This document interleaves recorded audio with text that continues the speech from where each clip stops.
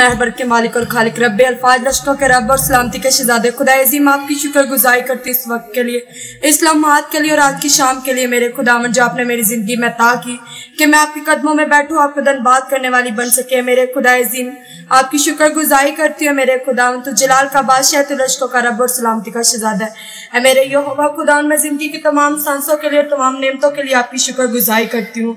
ऐ पाक खुदा अज़ीम जो तूने मुझे दी मेरे खुदावन, ताकि मैं तेरे कदमों में बैठूं, तुझे धन्यवाद करूं मेरे यहोवा।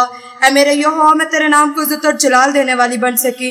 ऐ लश्कों के रब मैं तेरी शुक्रगुजारी करती हूँ। आसमान तक जमीन तेरे पाँव की चौकी मैं तुझे सजदा करती हूँ, क्योंकि तू सजदे का वाजिब खुदावंद है मेरे यहोवा। आसमान और जमीन टल जाएंगी लेकिन तेरे मुंह की बातें हरगिज नहीं टलेंगी मेरे खुदावन। ऐ मेरे खुदा अज़ीम तू जल्द से जल्द आने वाला है मेरे यहोवा। ऐ मेरे खुदावन मैं तेरे नाम को इज्जत और जलाल देती है मेरे खुदावन। ऐ मेरे अजीम खुदावन तूने कहा मांगोगे तो पाओगे, ढूंढोगे खटखटाओगे तुम्हारे वास्ते खोला जाएगा। ऐ मेरे अजीम खुदावन मैं खटखटाती हूँ, तू मेरे वास्ते खोल।